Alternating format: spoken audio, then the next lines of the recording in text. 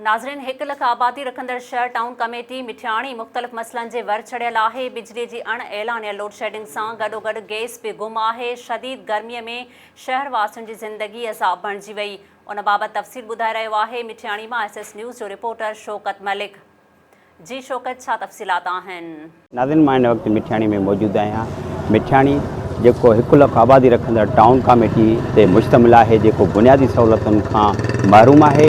मिठियाणीअ जे हवाले सां असां ॿुधाईंदा हलूं त मिठियाणीअ में जेको बिजली आहे उन जो जेको मेन इशू आहे, जेको 24 कलाकनि में असां वटि मिठियाणीअ में 22 कलाक त लाइट गुम आहे। बदतरीन लोड शेडिंग जे हवाले सां मिठियाणी शहरवासी उन अज़ाब में मुब्तला आहिनि ऐं दुकानदार जेके आहिनि उहे बि सख़्तु मुतासिर थियनि था।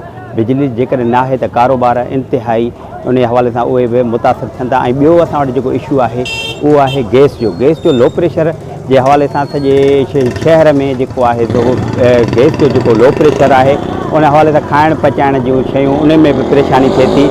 इंतिहाई ॾुखियाईनि खे मुंहुं ॾियणो थो पए। मां तव्हांखे इहो ॿुधाईंदो हलां त हाणे ताज़ो बलदियाती इलेक्शन जे हवाले सां पीपल्स पार्टी जेको आहे सो मिठियाणी टाउन कमेटीअ जा 10 वार्ड क्लीन स्वीप त कया आहिनि, पर इन हवाले सां मिठियाणीअ जी जेका सूरत हाल आहे उन ते केर बि उन ते नज़र कोन पियो विझे। ऐं लोड शेडिंग जे हवाले सां लाइट जो जेका बदतरीन लोड शेडिंग आहे, गैस जो लो प्रेशर आहे। असां जेको आहे सो चूंडियल नुमाइंदनि खे अपील कंदासीं त महिरबानी करे तवजो ॾियो पंहिंजी तक ते, जे हिसाब किताब सां असांजी वाहर कयो ऐं असांखे टाइम टेबल ॾियो त जीअं असां पंहिंजी ज़िंदगी सही गुज़ारे सघूं। शौकत, तव्हांजी महिरबानी।